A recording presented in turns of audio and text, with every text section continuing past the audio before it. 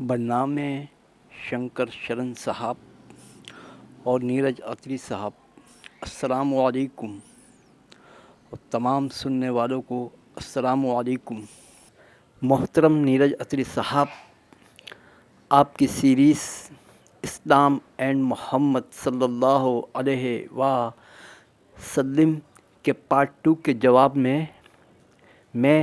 نبی آخر الزماں حضرت محمد صلی اللہ علیہ وسلم کے پارٹ 2 کے پہلے حصے کو لے کر حاضر ہوا ہوں۔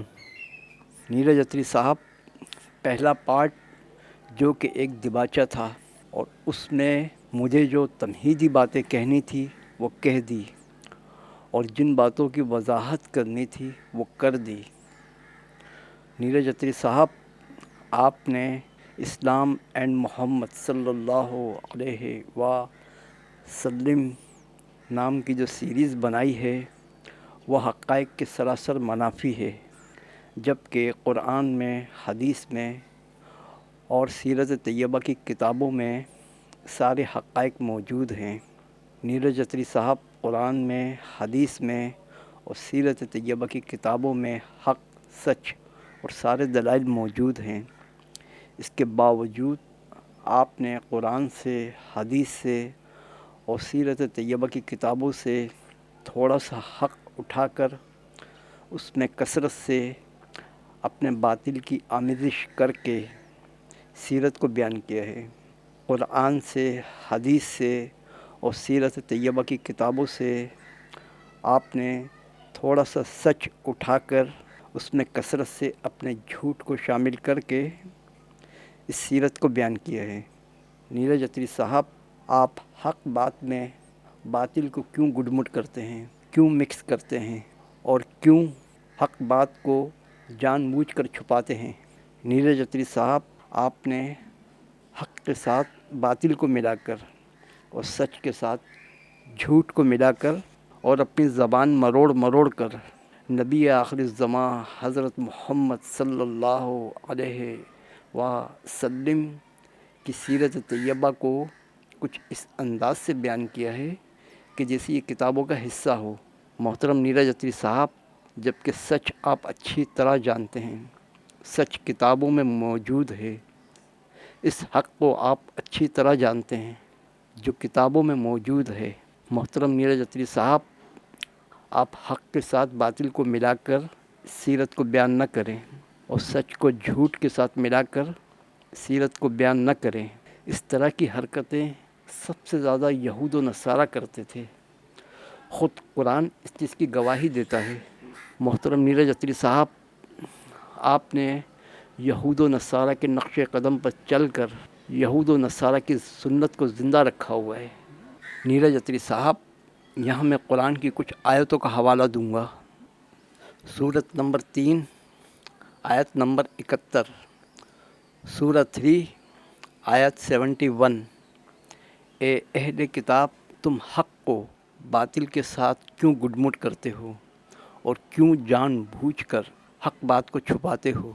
محترم نیرج اتری صاحب، سب سے زیادہ یہ حرکتیں یہود و نصارہ کرتے تھے۔ اپنے باطل کو حق کا رنگ دینے کے لیے تھوڑا سا حق لے کر اس میں کثرت سے اپنے باطل کی آمیزش کر کے اس کو حق بنا کر پیش کرتے، تھوڑے سے سچ کو لے کر اس میں کثرت سے جھوٹ کو شامل کر کے اس کو سچ بنا کر بیان کرتے۔ یہاں میں قرآن کی کچھ مزید آیتوں کا حوالہ دوں گا۔ سورت نمبر 6، آیت نمبر 91، سورت 6، آیت 91۔ اور ان لوگوں نے اللہ کی قدر جیسی جاننی چاہیے تھی نہ جانی، جب انہوں نے کہا کہ اللہ نے انسان پر کچھ بھی نازل نہیں کیا۔ کہو، جو کتاب حضرت موسیٰ علیہ السلام لے کر آئے تھے اسے کس نے نازل کیا، جو لوگوں کے لیے روشنی اور ہدایت تھی، اور جسے تم نے علیحدہ کاغذوں کی شکل میں نقل کر کے رکھا ہے۔ ان کے کچھ حصوں کو تو تم ظاہر کرتے ہو اور اکثر حصوں کو چھپا لیتے ہو، اور جس کے ذریعے سے تم کو وہ علم دیا گیا جو نہ تم جانتے تھے اور نہ تمہارے باپ دادا۔ کہہ دو اس کتاب کو اللہ ہی نے نازل کیا تھا، پھر ان کو ان کے حال پر چھوڑ دو کہ یہ اپنی بیہودہ بکواس میں کھیلتے رہیں۔ سورت نمبر 3 آیت نمبر 78، سورہ 3 آیت 78۔ اور ان اہل کتاب میں بعض ایسے ہیں کہ کتاب تورات کو زبان مروڑ مروڑ کر پڑھتے ہیں تاکہ تم یہ سمجھو کہ جو کچھ وہ پڑھتے ہیں وہ کتاب میں سے ہے، حالانکہ وہ کتاب کا حصہ نہیں ہوتی، وہ کتاب میں سے نہیں ہوتی، اور کہتے ہیں کہ وہ اللہ کی طرف سے نازل ہوا ہے، حالانکہ وہ اللہ کی طرف سے نہیں ہوتا۔ وہ اللہ پر جانتے بوجھتے جھوٹ باندھتے ہیں اور جھوٹ بات کو اللہ کی طرف منسوب کرتے ہیں۔ اے اہل کتاب، تمہارے پاس ہمارے پیغمبر نبی آخر الزماں حضرت محمد صلی اللہ علیہ وسلم آ گئے ہیں، جو کتاب یعنی تورات اور انجیل کی بہت سی ان باتوں کو کھول کھول کر بیان کرتے ہیں جو تم چھپایا کرتے تھے، اور تمہارے بہت سے قصور معاف کر دیتے ہیں۔ بے شک تمہارے پاس اللہ کی طرف سے ایک روشنی آئی ہے اور ایک ایسی کتاب جو حق کو واضح کر دینے والی ہے۔ یہ تھی سورت نمبر 5 اور آیت نمبر 15۔ سورہ 5 آیت 15۔ محترم نیرج اتری صاحب، قرآن کی یہ آیتیں یہود و نصارہ کی اس گندی ذہنیت کو واضح کر دینے کے لیے کافی ہے کہ حق کو مٹانے کے لیے جو حربے استعمال کیے وہ اس میں بری طرح ناکام ہوئے، اور ذلت اور رسوائی ان کے منہ پر تھوپ دی گئی۔ خاص طور پر یہ ذلت، ضلالت اور رسوائی ان سرکش یہودیوں کے منہ پر کالک کی طرح قیامت تک کے لیے مل دی گئی ہے۔ یہ یہودی بنی اسرائیل اللہ تعالیٰ کی جتنی لاڈلی قوم تھی، اتنی ہی زیادہ دھتکاری بھی قوم بھی یہی ہے۔ تو محترم نیرج اتری صاحب، آپ یہودیوں کے نقش قدم پر نہ چلیں اور یہودیوں والی حرکتیں نہ کریں۔ ہندو قوم بہرحال سرکش یہودیوں سے 1000 گنا بہتر ہے۔ محترم نیرج اتری صاحب، میرا پہلا اعتراض یہ ہے کہ آپ نے کہا کہ نبی اکرم صلی اللہ علیہ وسلم اپنے گھر والوں کے ساتھ غار حرا میں سو رہے تھے۔ محترم نیرج اتری صاحب، آپ ذرا ابن اسحاق کی لکھی ہوئی سیرت کا اچھی طرح سے دوبارہ مطالعہ کر لیں۔ نبی اکرم صلی اللہ علیہ وسلم غار حرا میں تنہا ہوتے تھے۔ بخاری کی حدیث کے مطابق من جانب اللہ، آپ صلی اللہ علیہ وسلم کو تنہائی محبوب کر دی گئی تھی۔ آپ صلی اللہ علیہ وسلم غار حرا کی تنہائی میں کون سی عبادت کرتے تھے اور تنہائی سے انسان کو کیا حاصل ہوتا ہے، یہ ایک علیحدہ موضوع ہے۔ حضرت خدیجہ رضی اللہ تعالی عنہا غار حرا تک آتی ضرور تھی، مگر وہ نبی اکرم صلی اللہ علیہ وسلم کو غار حرا پہنچا کر واپس آ جاتی۔ نبی اکرم صلی اللہ علیہ وسلم غار حرا میں تنہا ہوتے تھے۔ تنہائی آپ صلی اللہ علیہ وسلم کو محبوب ہو گئی تھی، کیونکہ تنہائی میں علم ہے، گیان ہے اور حکمت ہے۔ لہٰذا محترم نیرج اتری صاحب، آپ ذرا دوبارہ سیرت کا مطالعہ کر لیں۔ محترم نیرج اتری صاحب، میرا دوسرا اعتراض آپ کے سفید اور واضح جھوٹ پر ہے۔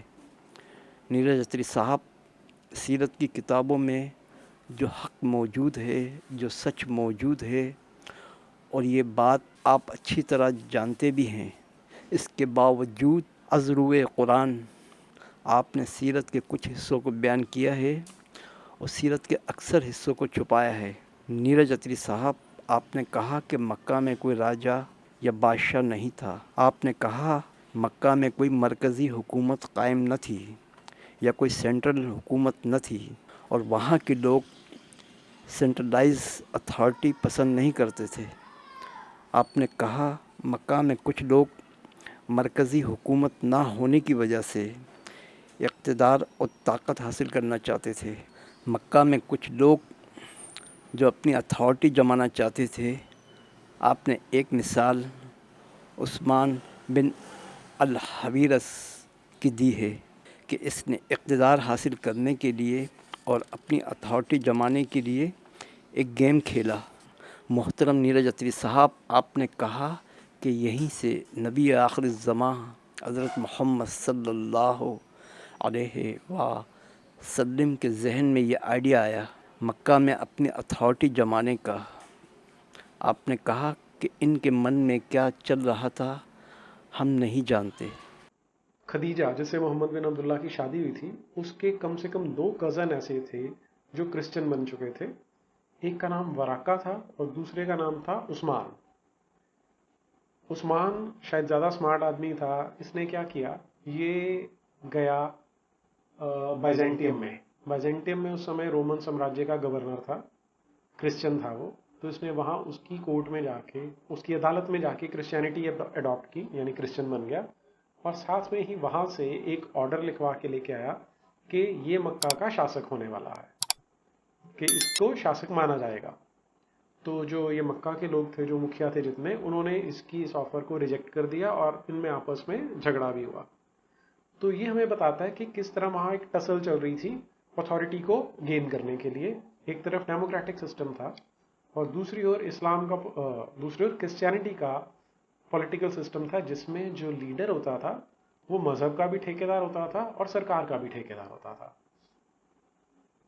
اب اس جھگڑے کے بعد عثمان کو وہاں سے بھاگنا پڑا، تو اس نے ایک راجکمار کے یہاں جا کے شرن لی، اور ساتھ ہی اس نے ٹرائی کی کہ جو مکہ کے ویپاری جاتے ہیں، اب مکہ بزنس پہ ڈیپینڈ کرتا تھا، کارواں نکلتے تھے آس پاس سے، تو اس نے راجکمار کو یہ کہا کہ یہ جو ویپاری آتے ہیں ان کو پکڑ کے اریسٹ کر لیا جائے، کیونکہ انہوں نے اس طرح سے جو رومن سامراجیہ تھا اس کا آرڈر ماننے سے انکار کیا ہے۔ تو مکہ والے گئے وہاں پر، یہ بھی سمارٹ لوگ تھے، بزنس مین تھے، انہوں نے وہاں پر بہت سارے گفٹ اس کو آفر کیا اور بولا کہ یہ آدمی ہماری جو پرمپراگت سسٹم ہے وہاں کا، اس کو ڈسٹرب کرنے کی کوشش کر رہا ہے، تو ایسا نہیں ہونا چاہیے۔ تو ان کی بات مان لی گئی مکہ والوں کی، اور ایسا بتایا جاتا ہے کہ عثمان کو وہاں مار دیا گیا۔ جو اس کا ایکسپلینیشن ہے وہ کلیئر نہیں ہے، کچھ لوگوں کا کہنا ہے کہ اس کو زہر دیا گیا تھا، کچھ لوگ نہیں بتاتے کہ کس طرح سے وہ مرا تھا، لیکن یہ پکا ہے کہ وہ مار دیا گیا تھا وہاں پر۔ تو یہ 2 چیزوں کو اگر آپ جوڑ کے دیکھیں تو آپ کو ایک ایسا سماج دکھائی دیتا ہے جو ڈیموکریٹک ہے، پلورلسٹک ہے، یعنی جسے آج کل ہم بولتے ہیں کہ بہلتا واد ہے، جس میں بہت ساری وودھتا ہے، ویسا سماج ہے۔ لیکن وہ سینٹرلائزڈ اتھارٹی پسند نہیں کرتا، پر وہاں پر اس طرح کے لوگ ہیں جو اتھارٹی اپنی جمانا چاہتے ہیں۔ تو کیا یہاں سے محمد بن عبداللہ کو کچھ آئیڈیا ملا؟ ہم اس کے بارے میں کچھ ہارڈ اینڈ فاسٹ نہیں کہہ سکتے، کیونکہ اس کے من میں کیا تھا اس کو ہم پریڈکٹ نہیں کر سکتے۔ نیرج اتری صاحب، آپ اچھی طرح جانتے ہیں کہ سیرت کی کتابوں میں تمام حقائق موجود ہیں، ساری دلیلیں، سارے ثبوت اور سارے ایویڈنس موجود ہیں۔ نیرج اتری صاحب، آپ نے اپنی ایک ویڈیو میں کہا تھا جب جرمنی جنگ ہار چکا تو اتحادی افواج کے کمانڈر نے کہا تھا کہ یہ جتنے بھی گیس چیمبر ہیں اسے عام لوگوں کے لیے کھول دیا جائے اور تمام کیمرہ مینوں کو بلایا جائے اور تمام گواہوں کو بلایا جائے تاکہ لوگ دیکھیں کہ یہودیوں کا کس طرح قتل عام کیا گیا اور تمام ثبوتوں کو اکٹھا کر کے محفوظ کر دیا جائے۔ نیرج اتری صاحب، پھر آپ نے کہا کہ اس کمانڈر آئزن آور نے آگے کہا تاکہ مستقبل میں ایسا کوئی حرام زادہ پیدا نہ ہو جائے جو اس واقعے ہی سے انکار کر دے کہ ایسا کچھ ہوا ہی نہیں ہے۔ پرتیک جی، جب ہم آج اس فلم کی بات کر رہے ہیں جی سر، تو ویسے تو فلموں پہ میں بہت زیادہ باتیں نہیں کرتا، کچھ گنے چنے ہی ایسے ایپیسوڈز میں نے کیے ہیں ان پر جو نیریٹو کے حساب سے مجھے ٹھیک لگتے ہیں۔ جی سر، اب یہ جو گودرا والا جو وبھتس ہتیا کانڈ ہوا تھا، وہ آج سے 22 वर्ष پہلے ہوا تھا۔ تو سوال اٹھتا ہے کہ آج ہم اس پہ بات کیوں کریں کہ ایک چھوٹا سا ہسٹری کا انسیڈنٹ تھا، تو اس پہ بات کیوں کی جائے؟ تو مجھے یاد آیا کہ جب سیکنڈ ورلڈ وار ختم ہوئی تھی تو اس سمے جرمنی کو پراجت کر دیا تھا، اور جو الائڈ فورسز کے کمانڈنگ آفیسر تھے آئزن ہاور، انہوں نے ہولوکاسٹ کا جو بھیاوہتا تھی وہ دیکھنے کے بعد لوگوں کو بولا تھا کہ لوگوں کے لیے سب کھول دیا جائے، لوگ آ کر یہاں پر دیکھیں کہ گیس چیمبر کیسے تھے، کہاں تھے، کس طرح سے ہتیائیں کی گئی تھی۔ تب انہوں نے ایک بات بولی تھی کہ اس سارے کے سارے چیزوں کو ریکارڈ کر لو، کہ تمہارے جن لوگوں کے پاس جتنے کیمرے ہیں وہ سب لے کے آؤ، جتنے اس کے گواہ ہیں ان سب کو اکٹھا کرو، کیونکہ آگے ان کا ورڈ تھا، سینٹینس تھا، because some where down the road of history some bastard will get up and say that this never happened. بھوشیہ میں کوئی ایسا حرامزادہ آئے گا جو بولے گا کہ کبھی ہوا ہی نہیں تھا۔ اور ہمارے دیش میں تو یہ ابھی 22 वर्ष ہوئے ہیں، اور اس طرح کے باسٹرڈز آج بھی جیوت ہیں جنہوں نے اس سب کو جھٹلانے کا پریاس کیا۔ محترم نیرج اتری صاحب، آئزن آور نے ایک اصول بیان کر دیا ہے، اور یہ اصول سراسر حق پر مبنی ہے۔ محترم نیرج اتری صاحب، جدید دور کا انسان ٹھوکر کھا کھا کر اس اصول حق پر پہنچا ہے، جبکہ قرآن نے محترم نیرج اتری صاحب 1450 سال پہلے ہی یہ اصول انسانیت کو دے دیا تھا کہ سارے ثبوتوں کی موجودگی کے باوجود اگر کوئی شخص حق سے انکار کر دے تو وہ حرام زادے کے زمرے میں آتا ہے، حرام زادے کی کیٹیگری میں آتا ہے۔ محترم نیرج اتری صاحب، میں ہر اس شخص کی بات کر رہا ہوں جو ثبوتوں اور دلیلوں کی موجودگی کے باوجود، جبکہ وہ ثبوت اور دلیل حق کو ثابت بھی کر رہے ہوں، پھر بھی وہ شخص کسی واقعے سے، کسی حقیقت سے یا حق سے انکار کر دے تو ایسا شخص حرام زادہ ہی کہلائے گا۔ نیرج اتری صاحب، آئزن آور کی کہی ہوئی بات کو خود آپ نے اپنی زبان سے بیان کر دیا ہے۔ محترم نیرج اتری صاحب، یہاں میں قرآن کی ایک آیت کا حوالہ دوں گا۔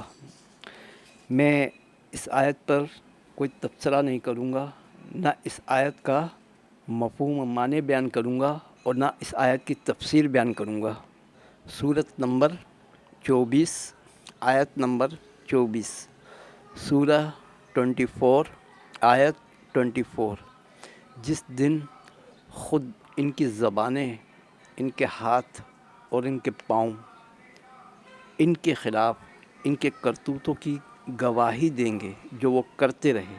محترم نیرج اتری صاحب، آئزن آور کی کہی ہوئی بات کو خود آپ نے اپنی زبان سے بیان کر دیا ہے۔ محترم نیرج اتری صاحب، آپ نے حق اور سچ کو جاننے کے باوجود آپ نے حق کو باطل کے ساتھ ملا کر اور اپنی زبان کو مروڑ مروڑ کر سیرت کو کچھ اس انداز سے بیان کیا ہے تاکہ سننے والے یہ سمجھیں کہ یہ سیرت کی کتابوں کا حصہ ہے۔ محترم نیرج اتری صاحب، یہ سیرت کی کتابوں کا حصہ نہیں ہے، یہ آپ کا گھڑا ہوا جھوٹ ہے۔ محترم نیرج اتری صاحب، آپ نے کہا عثمان بن الحویرث نے اپنی اتھارٹی جمانے کے لیے جو گیم کھیلا تھا، یہیں سے نبی اکرم صلی اللہ علیہ وسلم کے ذہن میں یہ آئیڈیا آیا کہ مکہ میں اپنی اتھارٹی جمانے کا، اقتدار اور طاقت حاصل کرنے کا۔ محترم نیرج اتری صاحب، اگر آپ کے پاس اس بات کی کوئی دلیل ہے تو آپ دے دیں، کیونکہ قرآن اس کو سچا مانتا ہے جس کے پاس دلیل ہوتی ہے۔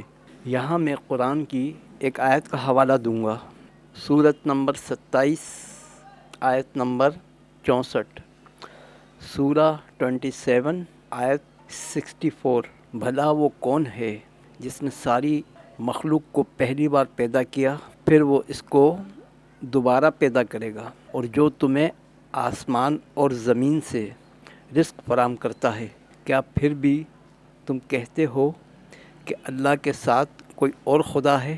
کہہ دو کہ کہ اگر تم سچے ہو تو دلیل پیش کرو۔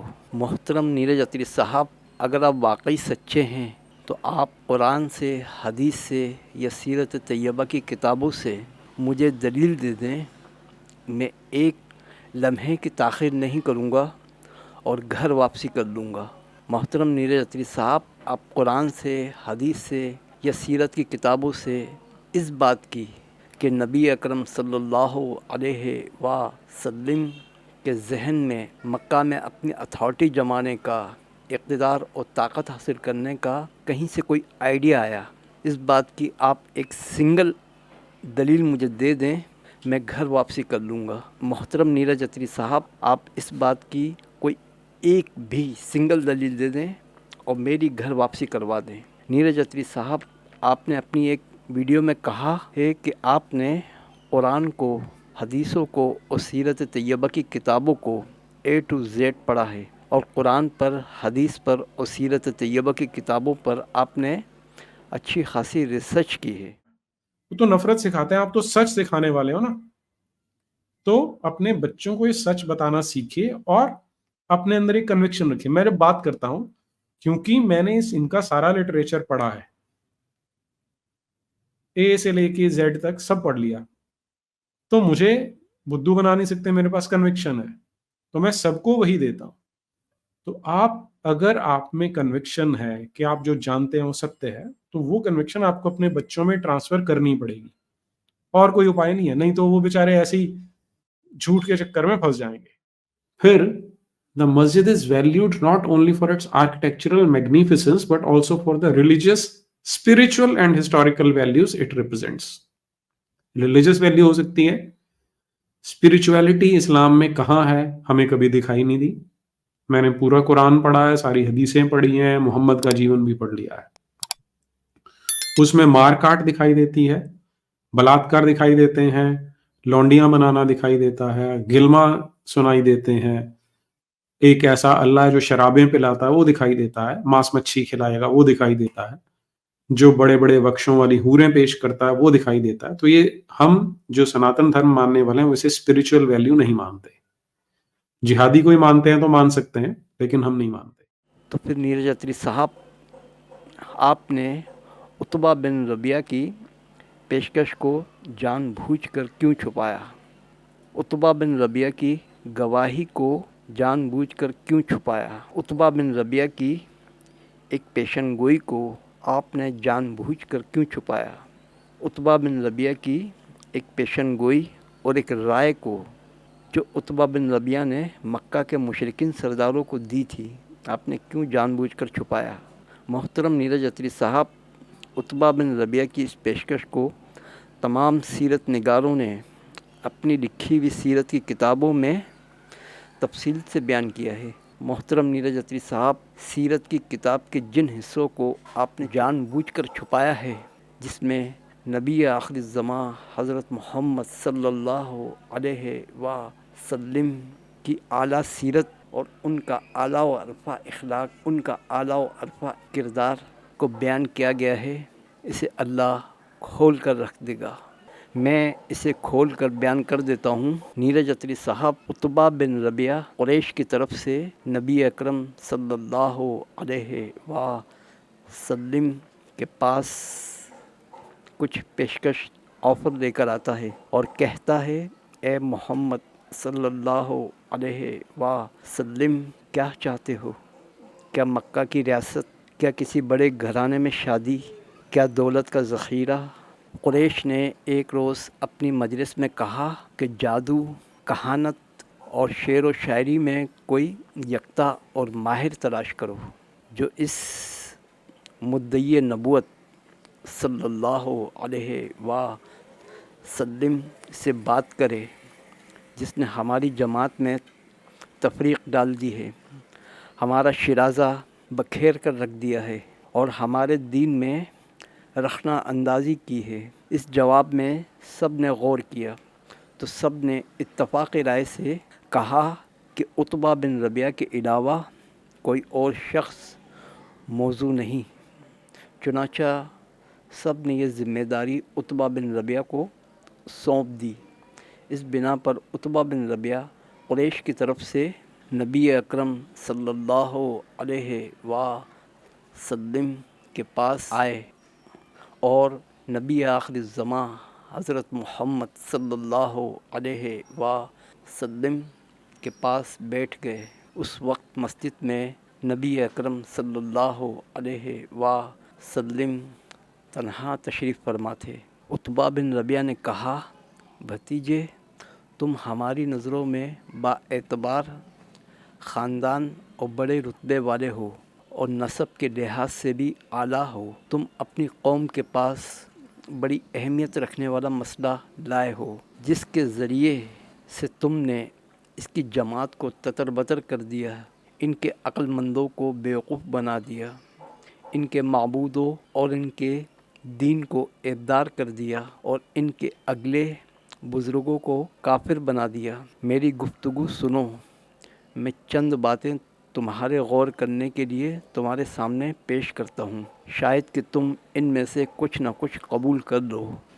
نبی اکرم صلی اللہ علیہ وسلم نے فرمایا، اے ابو الولید، کہو، میں سنتا ہوں۔ اس نے کہا، اگر تم اس مسئلے کے مقابلے میں جسے تم لائے ہو صرف مال چاہتے ہو تو ہم تمہارے لیے اس قدر مال جمع کر دیں گے کہ تم ہم سب میں سب سے زیادہ مالدار ہو جاؤ گے، اور اگر تم اس کے ذریعے سے اعلیٰ مرتبہ چاہتے ہو تو ہم تمہیں اپنا سردار بنا لیں گے کہ کوئی کام تمہاری اجازت کے بغیر نہ ہوگا۔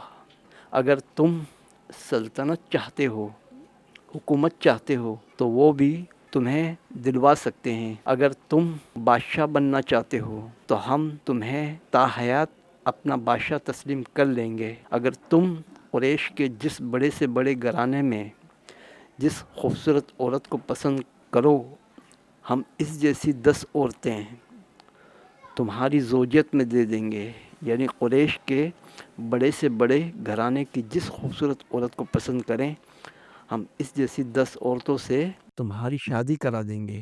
اور اگر تمہارے پاس یہ جن یا ہمزاد آتا ہے اور تم اس کو روکنے کی طاقت نہیں رکھتے تو ہم کثیر سرمایہ خرچ کر کے، بہت زیادہ اپنا مال و دولت خرچ کر کے تمہارا علاج کروا دیں گے اور تم بالکل ٹھیک ہو جاؤ گے، کیونکہ یہ جن بسا اوقات آدمی پر غالب آ جاتا ہے اور علاج معالجے کی ضرورت پیش آ جاتی ہے۔ محترم نیرج اتری صاحب، یہ ہے وہ پیشکش جو مشرکین مکہ کی طرف سے عتبہ بن ربیعہ نے نبی اکرم صلی اللہ علیہ وسلم کو پیش کی تھی۔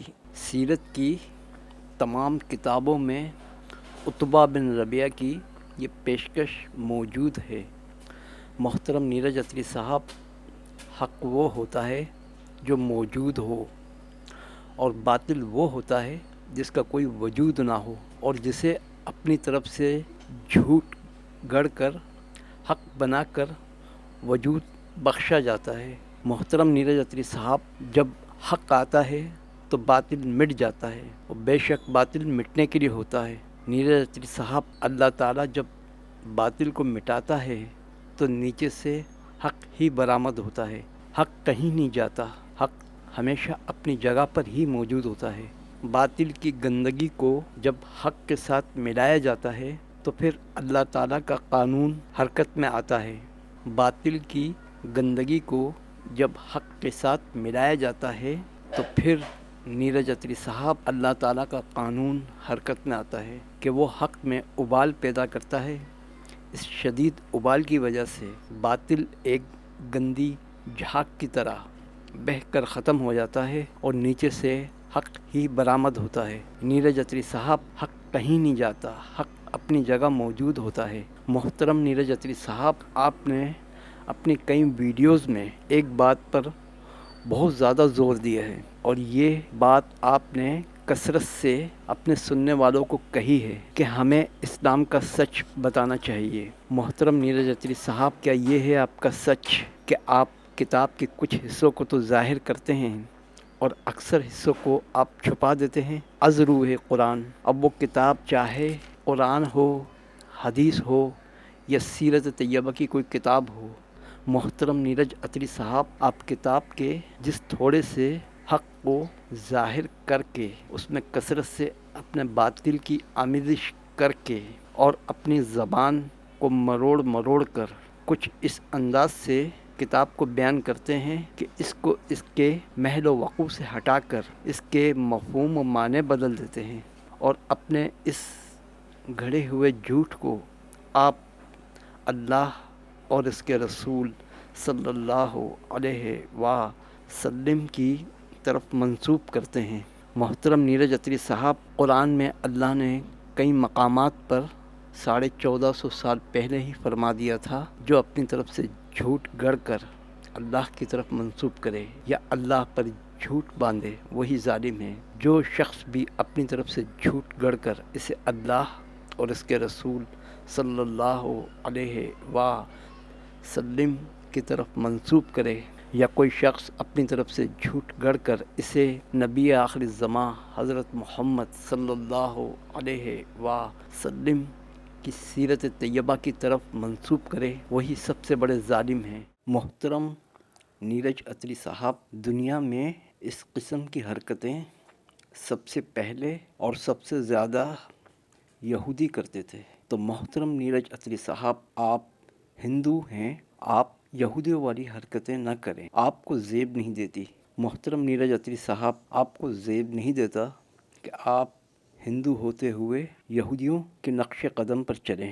محترم نیرج اتری صاحب، آپ نے یہود و نصارہ کے نقش قدم پر چل کر جس طرح آپ حق کو چھپا کر اور حق کے ساتھ کثرت سے اپنے جھوٹ کے باطل کو ملا کر اور اس کو حق بنا کر جس طرح آپ لوگوں کے سامنے بیان کرتے ہیں، آپ نہ صرف اپنے ہندوؤں کو گمراہ کر رہے ہیں بلکہ بہت سے مسلمانوں کو بھی گمراہ کر رہے ہیں. نیرج اتری صاحب، ہندوؤں میں سارے برے نہیں ہیں، بلکہ ہندوؤں کی اکثریت ان لوگوں پر مشتمل ہے جو شریف النفس اور سلیم الفطرت ہیں، اور سب سے بڑھ کر وہ امن پسند ہیں. تو محترم نیرج اتری صاحب، آپ سب مسلمانوں کے دلوں میں ہندوؤں کے لیے نفرت کے بیج نہ بوئیں جن کا کوئی قصور نہیں ہے. محترم نیرج اتری صاحب، آپ نے سیرت کے اس حصے کو بھی چھپایا ہے کہ عتبہ بن ربیعہ کی پیشکش کے جواب میں نبی آخر الزماں حضرت محمد صلی اللہ علیہ وسلم نے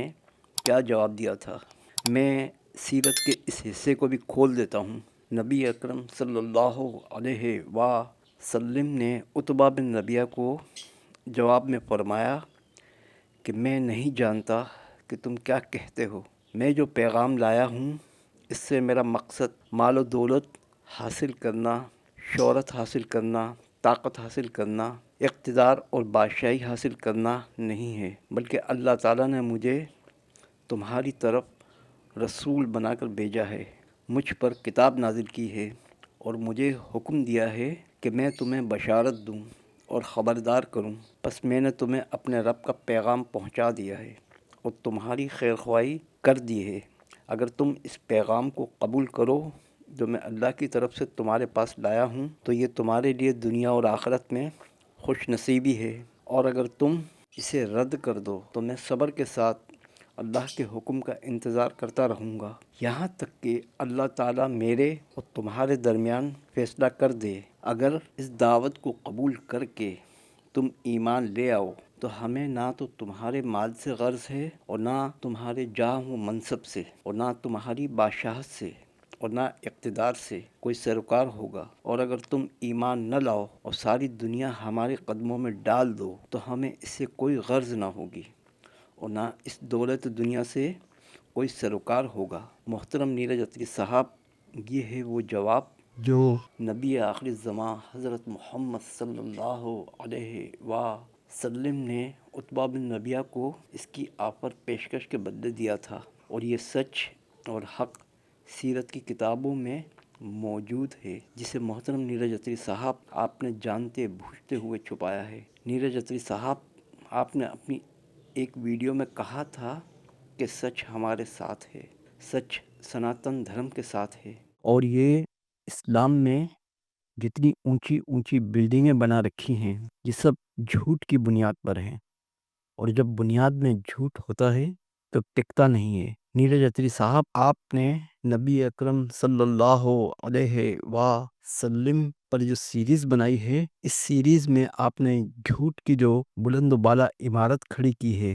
نیرج اتری صاحب، جب اللہ تعالیٰ حق اور سچ کو کھولے گا تو اس سیریز میں آپ نے جھوٹ کی جو بلند و بالا عمارت بنائی ہے پتہ بھی نہیں چلے گا، زمین بوس ہو جائے گی۔ نیرج اتری صاحب، یہ ہے آپ کا سچ اور آپ کے سناتن دھرم کا سچ جس کے آپ دعوے کرتے ہیں۔ محترم نیرج اتری صاحب، یہاں میں آپ کو ایک قرآن کی آیت کا حوالہ دیتا ہوں۔ سورہ 61 آیت نمبر 3، سورت 61 آیت 3۔ اللہ کے نزدیک یہ بات بڑی قابل نفرت ہے، سخت ناپسندیدہ حرکت ہے کہ تم ایسی بات کہو جو کرتے نہیں ہو۔ محترم نیرج اتری صاحب، دعویٰ آپ کا سچ کا ہے، مگر افسوس کے ساتھ کہنا پڑتا ہے کہ بولتے آپ جھوٹ ہیں۔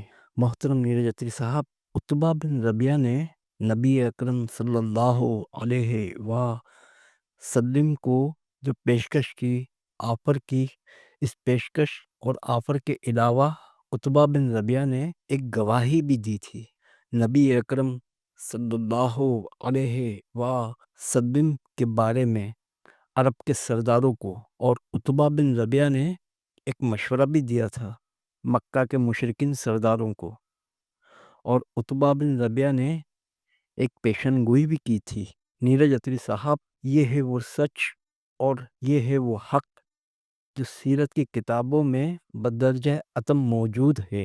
نیرج اتری صاحب، جسے آپ نے جانتے بوجھتے ہوئے چھپایا ہے۔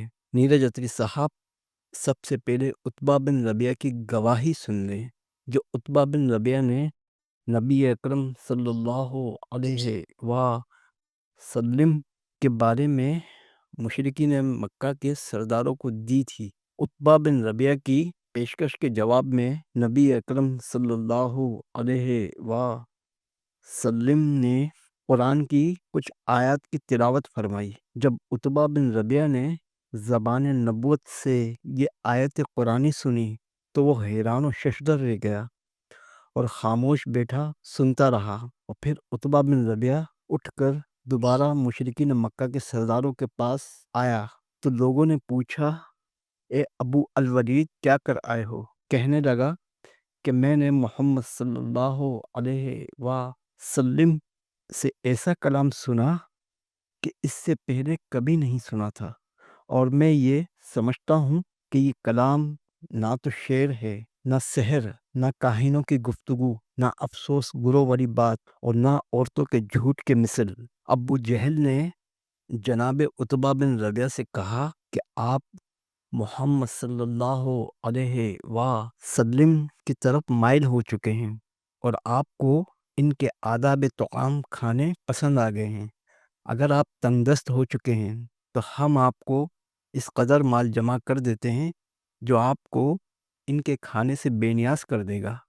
یہ سن کر عتبہ بن ربیعہ نے غصے میں آ کر کہا کہ وہ آئندہ محمد صلی اللہ علیہ وسلم سے بات نہیں کرے گا، اور تم سب جانتے ہو کہ میں سب قریش سے زیادہ امیر کبیر ہوں۔ عتبہ بن ربیعہ نے کہا کہ میں اس کے پاس گیا تھا، اس نے مجھ سے ایسی گفتگو کی ہے جو نہ تو شعر ہے، نہ سحر، نہ کہانت، نہ جادوگروں کا جادو، اور نہ کاہنوں کی باتیں۔ اس نے تم کو عاد اور سمود جیسی بجلی کی کڑک سے ڈرایا ہے۔ جب محمد صلی اللہ علیہ وسلم نے قرآن کی تلاوت کی تو میں نے ان کے منہ پر ہاتھ رکھ دیا، رشتہ داری اور قرابت داری کا واسطہ دے کر کہا کہ آگے کچھ نہ کہیں، اور تم سب جانتے ہو کہ محمد صلی اللہ علیہ وسلم کبھی جھوٹ نہیں بولتے۔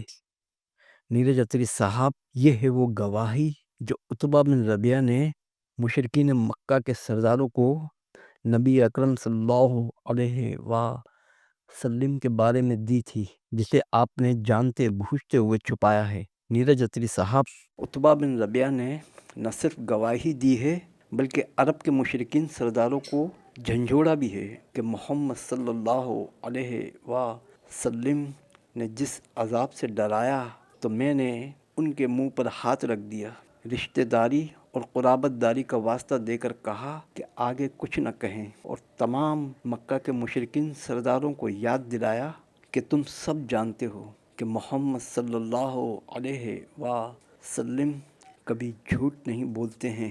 نیرج اتری صاحب جس ہستی کے سچے ہونے کی گواہی اس کے بدترین دشمن دے رہے ہوں، وہ جھوٹی نبوت کا دعویٰ کیسے کر سکتا ہے؟ تو محترم نیرج اتری صاحب، آپ بھی گواہی سچی دیں، اور جو حق ہو اسی کے حق میں گواہی دیں، اور اپنی طرف سے جھوٹ گڑھ کر اسے اللہ اور اس کے رسول صلی اللہ علیہ وسلم کی طرف منسوب نہ کریں، اور اپنی طرف سے جھوٹ گڑھ کر اسے سیرت کی کتابوں کا حصہ ظاہر کرنے کی ناکام کوشش نہ کریں۔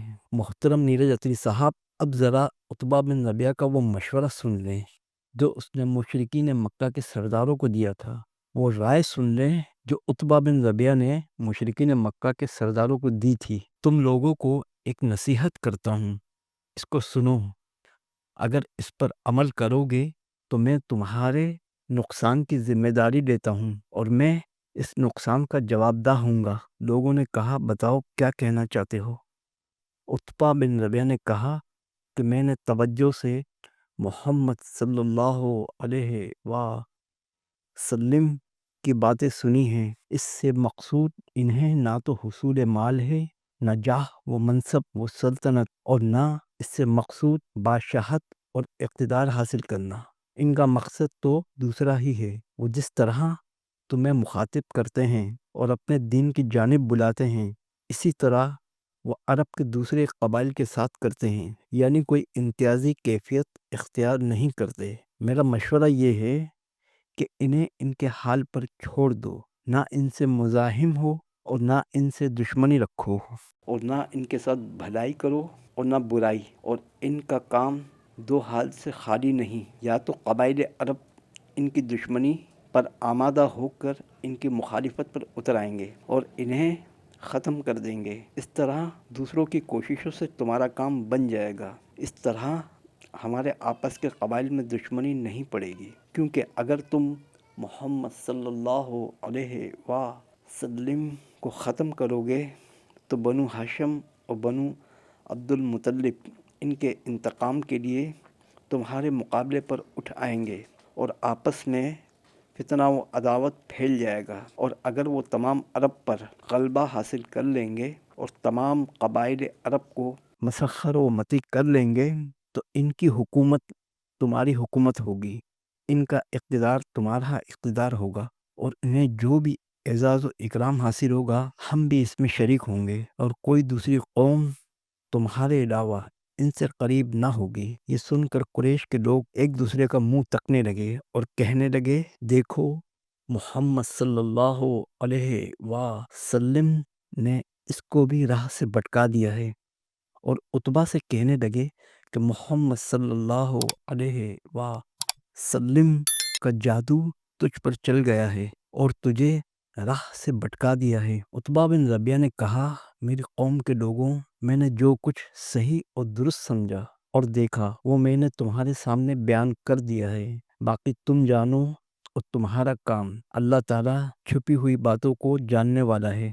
محترم نیرج اتری صاحب، یہ تھا وہ مشورہ جو عتبہ بن ربیعہ نے عرب کے مشرکین سرداروں کو دیا تھا، اور یہ حق اور سچ سیرت کی کتابوں میں بکمال و تمام موجود ہے، جسے نیرج اتری صاحب آپ نے جانتے بوجھتے ہوئے چھپایا ہے، اور اس حق اور سچ کی جگہ آپ نے اپنی طرف سے جھوٹ گڑھ کر اور اپنے جھوٹ کو حق اور سچ کا لبادہ اڑا کر سیرت کی کتابوں کو اپنی زبان مروڑ مروڑ کر لوگوں کے آگے کچھ اس انداز سے پیش کی ہے، لوگوں کے آگے کچھ اس انداز سے بیان کی ہے کہ جیسے یہ سیرت کی کتابوں کا حصہ ہو، اور آپ کا یہ جھوٹ سننے والوں کو بھی سیرت کی کتابوں کا حصہ لگے۔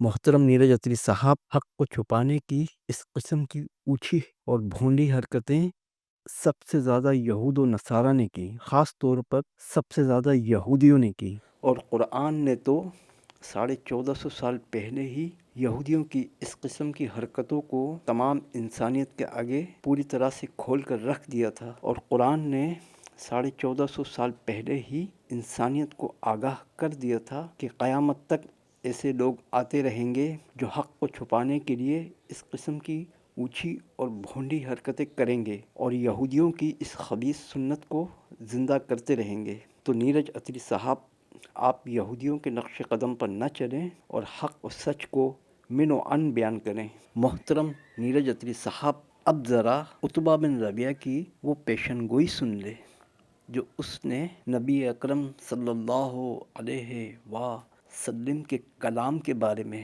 یعنی قرآن کے بارے میں کی تھی کہ میں قسم کھا کر کہتا ہوں ایسا کلام کبھی نہیں سنا۔ میں قسم کھاتا ہوں کہ یہ جو کلام میں نے اس شخص سے سنا ہے یہ تمام عالم میں پھیلے گا۔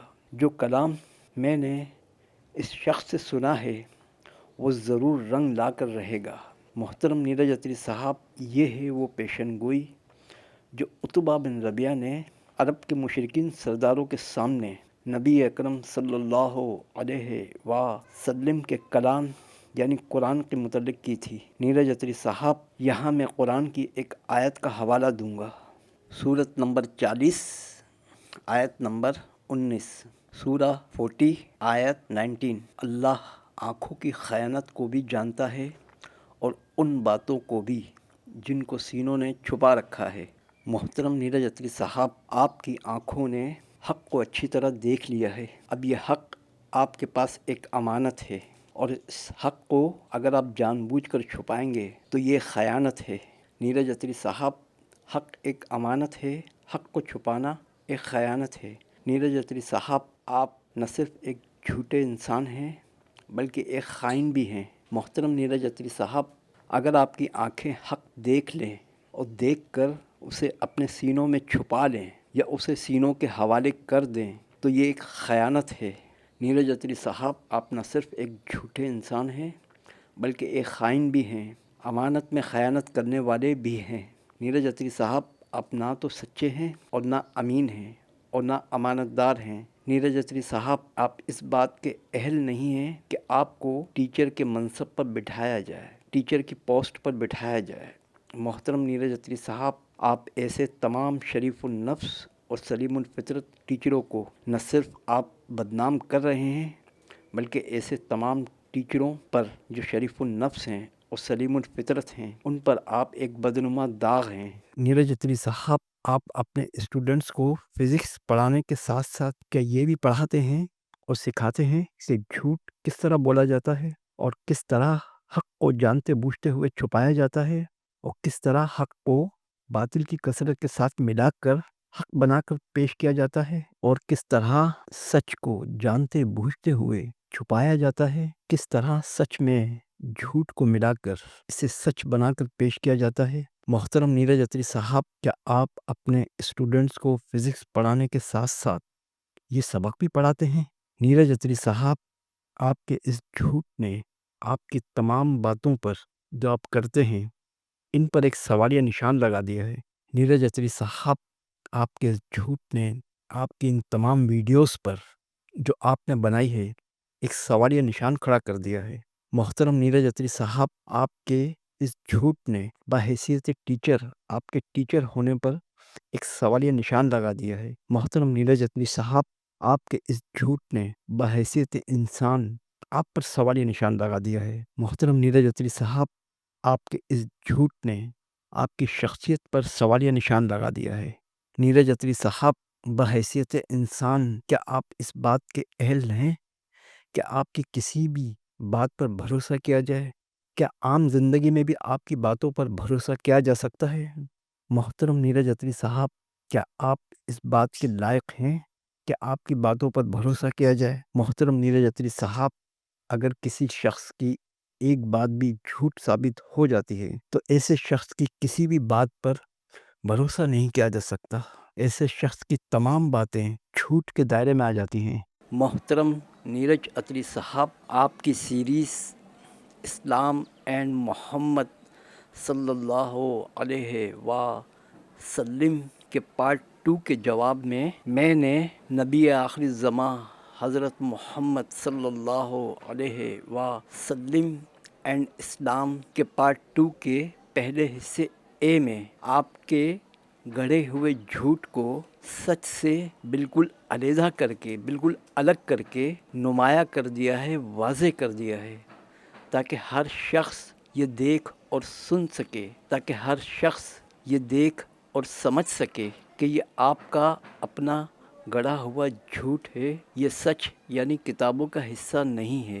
محترم نیرج اتری صاحب، آپ کی سیریز اسلام اینڈ محمد صلی اللہ علیہ وسلم کے پارٹ 2 کے جواب میں نے نبی آخر الزماں حضرت محمد صلی اللہ علیہ وسلم اینڈ اسلام کے پارٹ 2 کے پہلے حصے اے میں آپ کے باطل کے ہتھیاروں کو حق سے بالکل الگ کر دیا ہے، نمایاں کر دیا ہے، واضح کر دیا ہے، تاکہ ہر شخص یہ دیکھ سکے اور سمجھ سکے کہ آپ کے یہ باطل کے ہتھیار، آپ کا یہ باطل حق یعنی کتابوں کا حصہ نہیں ہے۔ محترم نیرج اتری صاحب، یہاں میں قرآن کی ایک آیت کا حوالہ دے کر اپنی ویڈیو کا اختتام کروں گا۔ سورۃ نمبر 18 آیت نمبر 56، سورہ 18 آیت 56۔ اور ہم جو پیغمبروں کو بھیجا کرتے ہیں تو صرف اس لیے کہ لوگوں کو خدا کی نعمتوں کی خوشخبریاں سنائیں اور عذاب سے ڈرائیں، مگر کافروں کا یہ حال ہے کہ وہ باطل کے ہتھیار لے کر حق کو نیچا دکھانے کی کوشش کرتے ہیں تاکہ اس کے ذریعے حق کو ڈگمگا دیں، اور انہوں نے میری آیتوں کو اور انہیں جو تنبیہ کی گئی تھی اس کو مذاق بنا رکھا ہے۔ انہی الفاظوں کے ساتھ اب میں اپنی ویڈیو کا اختتام کرتا ہوں۔ السلام علیکم۔